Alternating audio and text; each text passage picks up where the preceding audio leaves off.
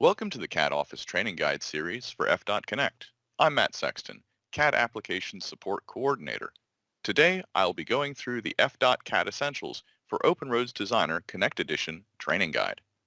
In this series of videos, I will take you step by step through each exercise from the guide. Today, we'll be going through Chapter 8. Let's begin.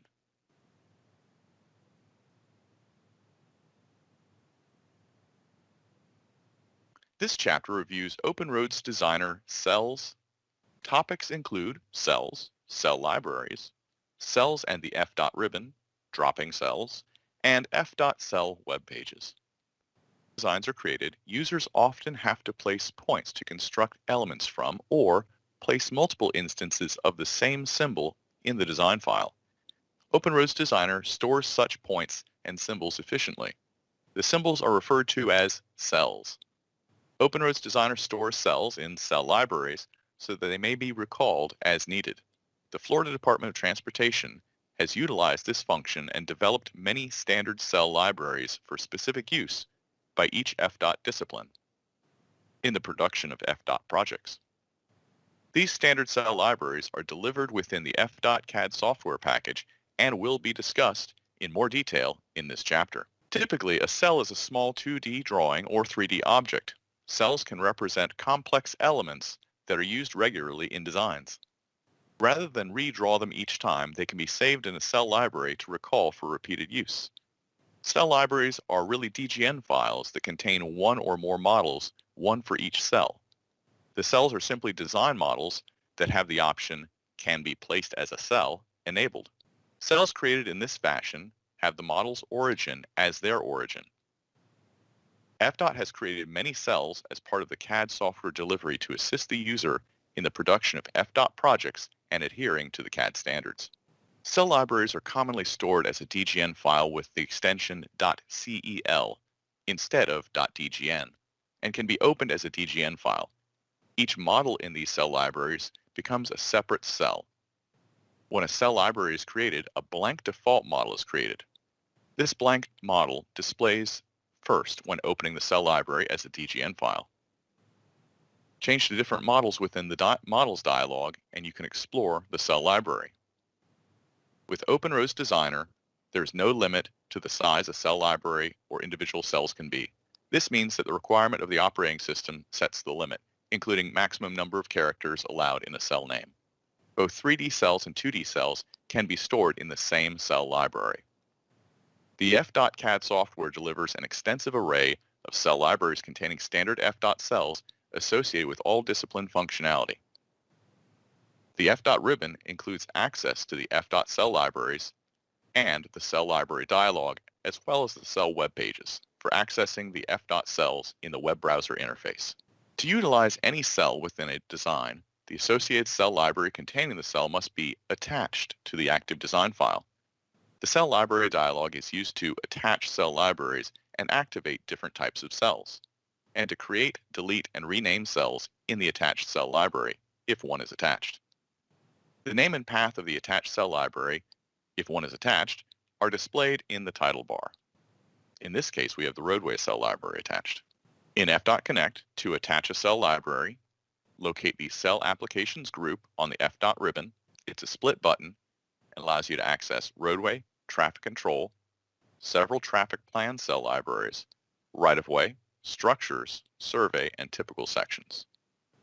If you select any number of these, it's going to load the cell dialog and display that cell library. So for example, I can switch to traffic control now, and that displays the path to traffic control. I'm going to go back to the roadway cell library.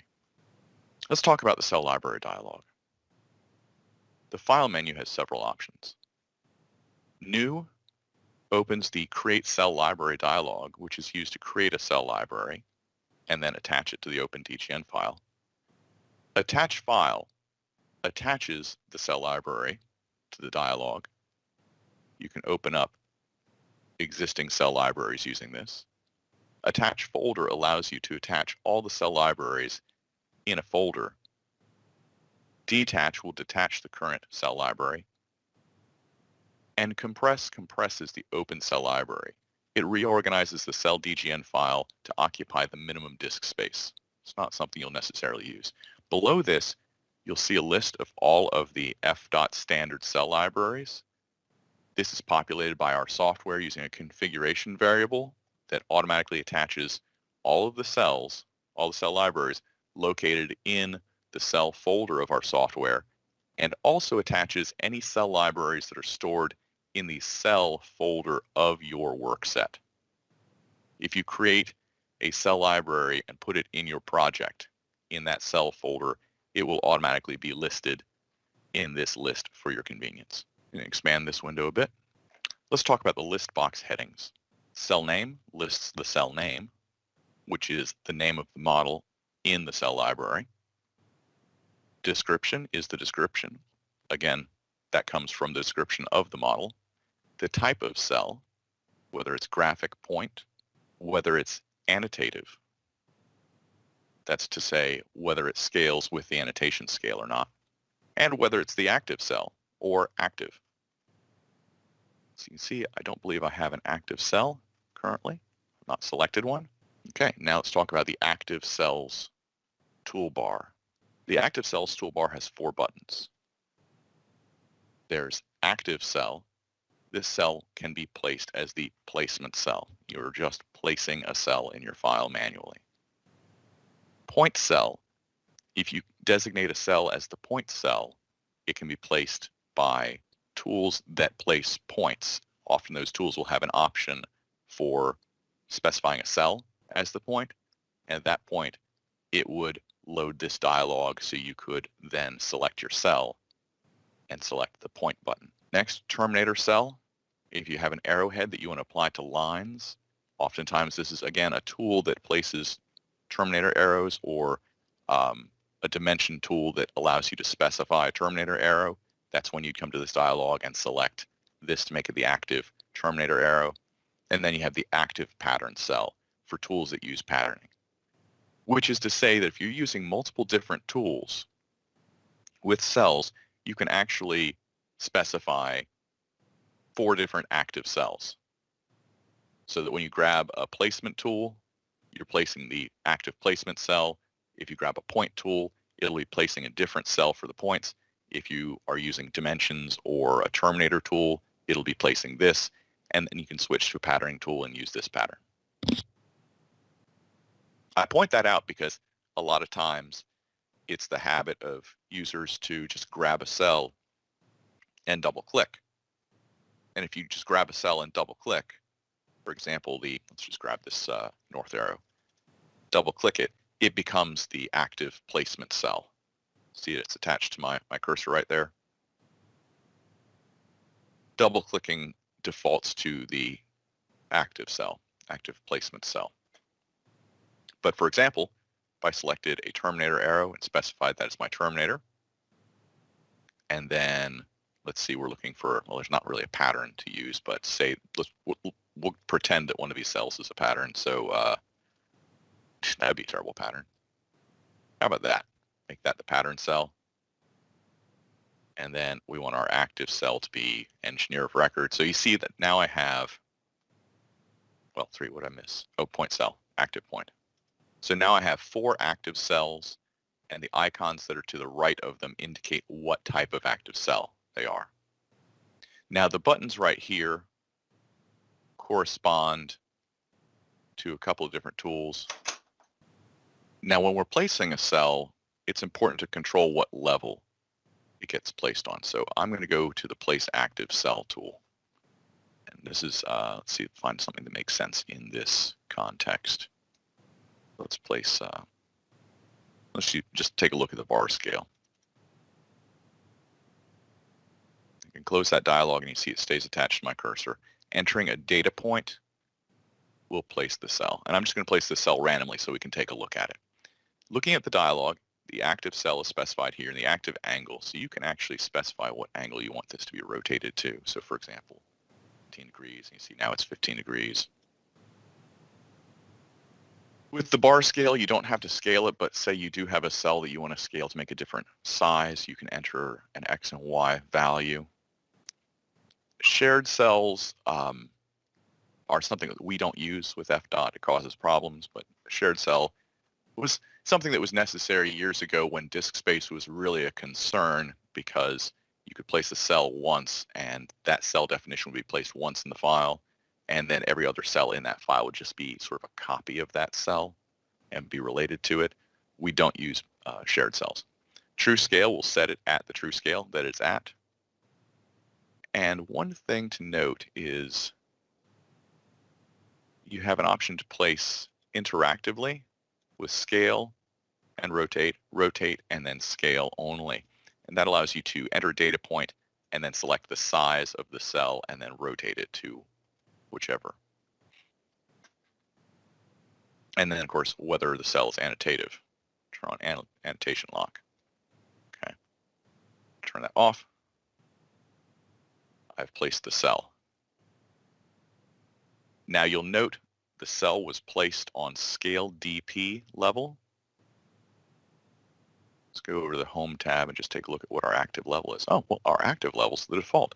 How did it get placed on scale DP? It got placed on the scale DP level because that's the level that it's set in the cell library. So, you know, when you have a cell, it will be placed on the levels that those elements are on in the cell library. There used to be a checkbox. Let's go back to here and access my bar scale again. There used to be a checkbox that said relative. I think they must have removed it, but if you check the relative box, it would place the cell on whatever the active level is. In this case, we're placing on the level that it's set, and that's why they're standard cells. Let's talk about some cell tools, since I mentioned having 4 different types of cells. The cell tools are located on the Drawing tab. They're located in this menu right here. I mentioned it before. Talk about these tools. Place active cell you've already seen. It places the active cell that was specified as the active placement cell. Replace cells does exactly that. It allows you to select cells that are in your file and replace them with other cells. Placing an active cell matrix allows you to place a grid of cells, or not a grid, a arrangement of cells. Define cell origin is used when creating a cell using the old method, using the cell library dialog to create a cell. You can define the cell origin, and that's used immediately before you create the cell. Select and place cells allows you to select an existing cell and then place it again. It's sort of like a copy tool for cells. Identify cell just shows you the information about the cell, and that's down here in the bottom in your MicroStation message center. And then place active line terminator. This is the most basic of the tools that would relate to arrow terminators, and that just allows you to use whatever's your current active terminator cell and place it on a line. You place closest to the end you want that terminator cell to be, and it will generate that. Place Cel Index is not something you necessarily use, but it places an index of cells in your file, so that in theory, I guess you could use the select and place cell and just sort of pick from that grid of cells and place a cell. We do provide you with a number of additional cell tools I'd like to talk about. I mentioned the cell libraries. We also have a cell search tool. This allows you to search through the cell libraries for a keyword. So you can actually clear all the libraries out and add specific libraries. And those libraries, of course, are going to be located in the FDOTConnect software. Under Organization Civil, FDOT.CEL. Here are all your cell libraries. So you can select specific cell libraries. Add to the cell search, and then you type in a keyword and hit search, and it'll return a list of cells that correspond to those keywords. Under miscellaneous tools, we do have Cel Splatter. I always like to point this one out. It's good for landscape. If you're randomly placing plants in a general area, the Cel Splatter tool will allow you to do that. Now we're going to go through an exercise. Exercise 8.1, we're going to attach a cell library and place a cell. We're going to do this in the Plan RDO1 file, the file that we're already in. I'm going to zoom out. Let's take a look. Now, we haven't covered how to create named boundaries, to create sheets. That's going to be covered in the Plans Development training guide. But this data set does already have sheets in the Plan RDO1 file. And what I'll say is that you can find the clip drawing boundary right here. If you look up State Road 61, you can see that's where the sheets are clipped. I know for a fact they are clipped at a 50 scale. And what I'd like to do is I'd like to place some bar scale cells. First thing let's do is rotate the view so that it is in line roughly with the clip boundary. You can do that by selecting the 2-point method of rotate view. You can click the bottom right corner and the top right corner, and it's going to rotate your view. So now you see we are lined up with that clip boundary. All right, next step, we want to attach the roadway cell library. That's where our bar scales are. There's roadway, brings up the dialog. And like I said, these sheets are cut at 50 scale, so let's locate our 50 scale bar scale. You can either select to set as active cell, and then select the placement tool, or you can double click on the cell. You've already seen me double click. So let's go to the drawing tab and select place active cell. You see the bar scale has attached to my cursor. That's the right scale. I'm going to enter a data point. Now the cell has been placed. If we wanted to, we could move along and add the cell to the additional clip boundaries. You see that it does stay attached to my cursor. This one, let's rotate. Let's rotate this one. Wrong way.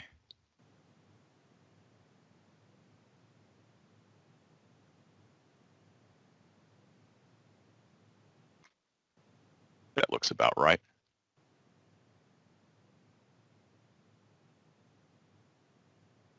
And now my cell has gone away because I hit the reset button, but I can simply select the place active cell tool again, and you notice that it is reattached to my cursor because it's still the active cell.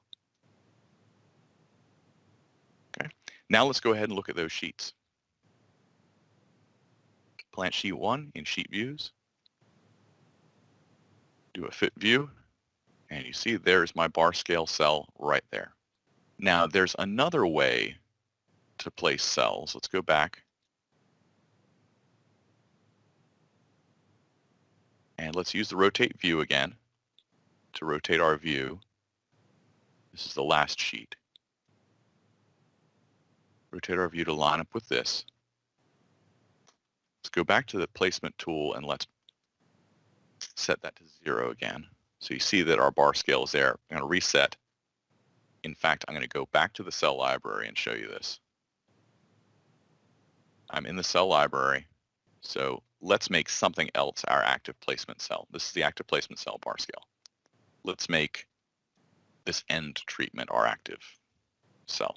So now if I were to go to the place cell tool, you see that a different cell has attached to my cursor. Now, I mentioned before cell web pages. We haven't looked at them yet. Let's look at them in this exercise. The cell web pages are located immediately next to the cell libraries, and the cell web pages provide a web browser-based interface so that you can browse through images of the cells and place them from the cell web pages. So let's go to the roadway cell library. See, these are all the cell libraries that are available to you. They're organized in different sections. Again, go into the roadway cell library. Let's locate that 50 scale bar scale. There you are, 1 to 50. We simply click it, and it populates the Place Active Cell dialog and brings up the Place Active Cell tool. Enter data point, and you once again have placed the cell. So that's how you use the cell web pages. It's very intuitive. You find the cell you're looking for, you click on the picture, and then you place the cell. Now we're moving on to exercise 8.2. I mentioned that cell libraries are DGN files in which each cell has its own model. We're going to open up a cell library and take a look at the contents, and we're going to create a cell. We get this question a lot. What do I do about creating a professional of record seal? The seal appearance, the graphical appearance of the seal is what we refer to it as. And there's a cell library for that. What I'd like to do is go ahead and show you how you can make your own. You can just a couple of different ways, and I'll talk you through it. But let's go to Explore Directories and go to FDOTConnect. All right, so we see FDOTConnect right here. Let's go into FDOT.Cel, scroll down, and locate Seals.cel. There are two ways to do this. You can edit this cell library if you have access to edit the cell library. If your CAD manager has given you the ability to edit the cell library, you can edit this cell library. Or the safer way to do this is to do this by project. And what I'm going to do is I'm going to copy this. I'm going to go to my work sets folder, locate my data set, and locate the cell folder. Now, it looks like someone already has done this, so I'm going to delete the cells. That's for the plans development workflow. We'll show you how we did this. So I'm going to paste this in here. This is a cell library. Let's go ahead and open the cell library. Browse, and we're going to locate the cell folder, and we have to change our file type to cell. The cell library actually has some instructions. Due to the way MicroStation or OpenRoads Designer places text along elements when the text is used within a cell, the text may move unexpectedly when editing. For this reason, the edits need to be made within the cell library. So that's the question we get. A lot of people say, well, I placed the cell and then I edited the text, and the text wraps around the circle of the cell, and then the text goes all wonky. So this is actually the solution. So you copy this cell library locally, modify the signature name and license number in the models for the desired seals, and then copy the models or cells as needed for multiple signatories. And then you use the modified cells in your plans. Go to the Home tab, locate the Models dialog. These are all of the seals. Professional engineer, geologist, geologist seal again, survey mapper, architect, land surveyor, surveyor mapper, and landscape architect. Let's just go with professional engineer. We learned this in the models chapter. Right-click on the model, select copy. I'm going to name this. Okay, so to review this dialog, we have the model that is copying is the PE seal model. Got the new model name, got the new description, and click OK. It's actually going to take me directly to that model, so I can dismiss the models dialog. So simply double-click. We haven't talked too much about text because that's covered in the plans development workflow where annotation is concerned, but double-clicking on the text in the cell will allow you to edit it. This is the text editor. Once you've edited the text, just simply enter a data point, and then again, this is an enter data field, however. So when you open that up, it's going to look a little weird. Just type in. That's because you can place the cell and then change the number in it if it's an enter data field. So we do have it set as an enter data field. However, you do have to come in here and edit it. So you might as well just go ahead and enter the text as is. Now I have my PE seal. I'm not a PE, but here's a seal. Let's go back and place that just to see what that looks like.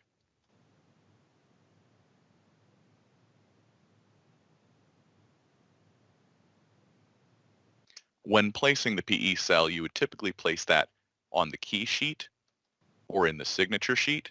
The signature sheet, that's the sign RD located in the roadway folder of our training dataset, sign RD01. Let's open that.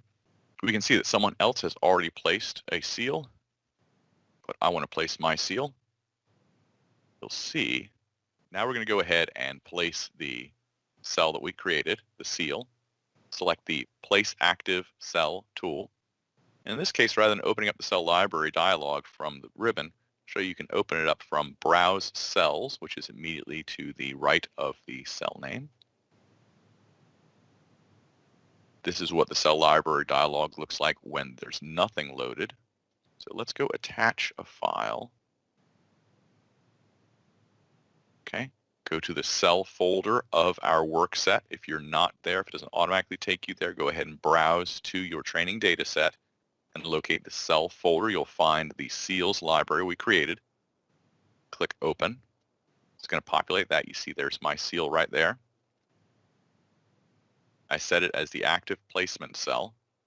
Dismiss the dialog, and you'll notice there it's attached to my cursor. So if I want to place my seal there on the signature sheet, I enter a data point and then right-click to reset, and there is my cell.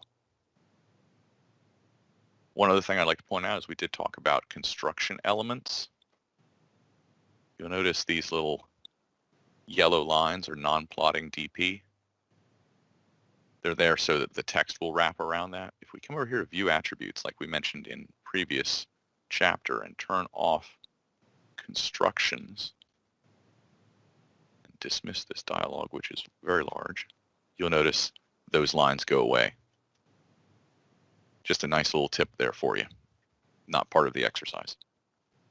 Thank you for joining me today for the CAD Office Training Guide series for FDOTConnect. This was Chapter 8, Cells, from the FDOT CAD Essentials for Open Roads Designer Connect Edition course.